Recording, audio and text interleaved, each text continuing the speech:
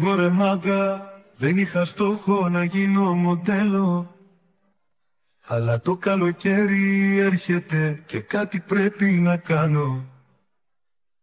Γιατί κάθε φορά που λέω ξεκινάω διατροφή, η πίτσα μου φωνάζει βρε δεν πάνα.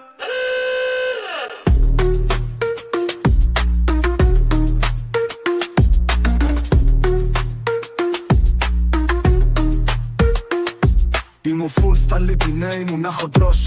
Πίτσες, πατατάκια και σουβλάκι of course. Καμία δεν με κοίταζε ούτε για sugar daddy. Τα λεφτά δεν μετράνε μπροστά στο super buddy.